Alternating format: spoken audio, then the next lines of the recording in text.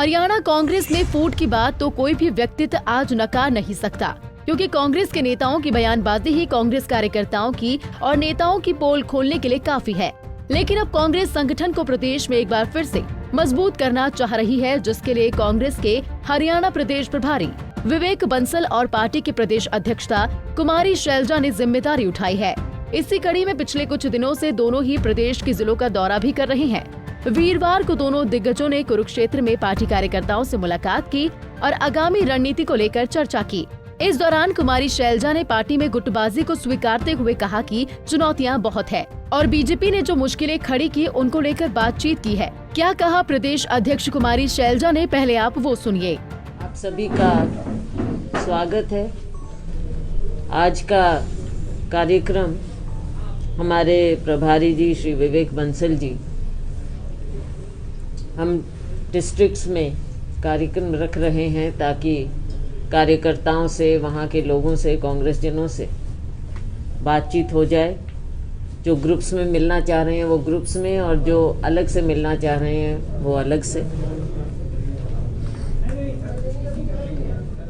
ताकि हाईकमांड तक जो नीचे की ग्राउंड रियलिटी है उसके बारे में फर्स्ट हैंड जानकारी प्राप्त हो और आगे आने वाले समय में पार्टी को और मजबूती मिले। सब मिलजुल कर कार्य करें। लोगों की, कांग्रेस जनों की क्या इच्छा है वो सब बातों को कार्यकर्ताओं से जानने के लिए ये प्रोग्राम रखे गए हैं। अभी पहले पानीपत का कार्यक्रम था परसों, कल करनाल का और आज यहाँ कुरुक्षेत्र का है। करती हूँ विवेक बंसल जी का, हमारे साथी यहाँ हैं। कुछ लोगों से अभी फर्स्ट हाफ में बात हुई है, बाकी से इसके बाद में होगी मीडिया इंटरैक्शन के उपरांत। आज के दिन अनेकों चुनौतियां हैं हमारे सामने। जो स्थिति है वो आप देख रहे हैं। तो ऐसे समय में आगे के लिए कांग्रेस पार्टी को जहां एक और ग्रास रूट पर मजबूती देनी है, दूसरी ओर जो भारतीय जनता पार्टी द्वारा सामने खड़ी गई चुनौती है उसका भी कैसे सामना किया जाए, इन सभी बातों के बारे में और अन्य बातें जो भी लोग कहना चाहें, बताना चाहें, उसके बारे में ये मीटिंग है। उनका मुद्दा है, किसान सड़क पर हैं, कांग्रेस पार्टी का स्टैंड है राहुल जी के नेतृत्व में, ये सब बातें हैं।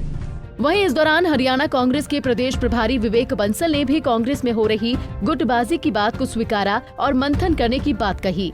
जिलेवार मैं दौरा कर रहा हूं और मुख्य रूप से इसके पीछे जो मंशा है वो ये है कि संगठन की स्थिति का पता चल सके।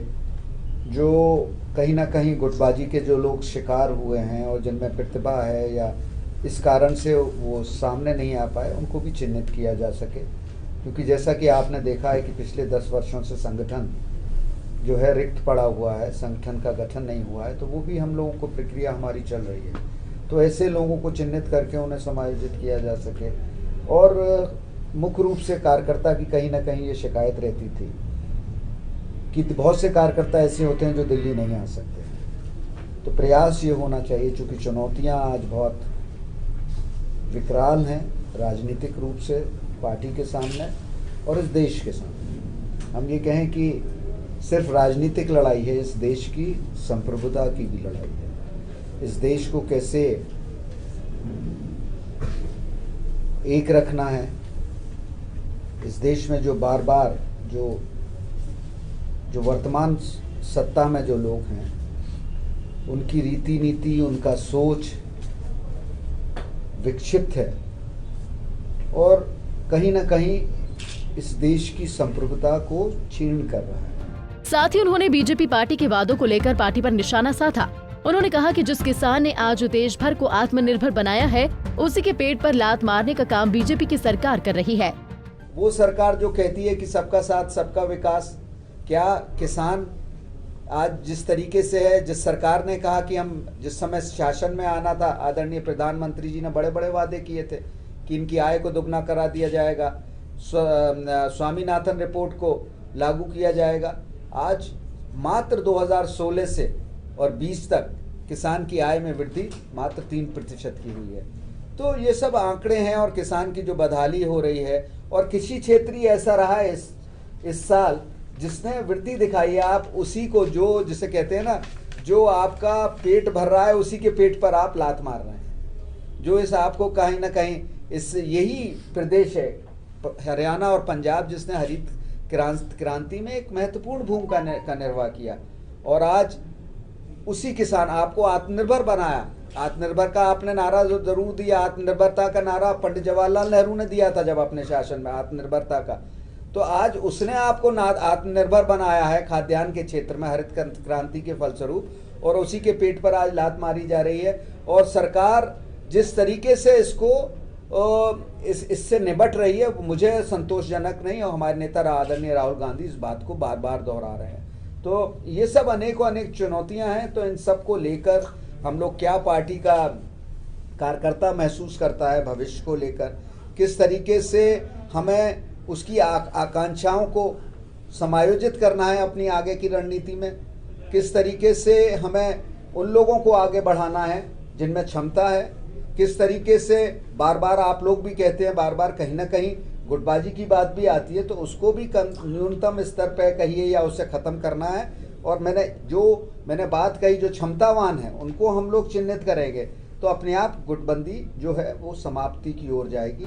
हरियाणा में कांग्रेस पार्टी की हालत क्या है, इस बात का पता प्रदेश की जनता जानती है।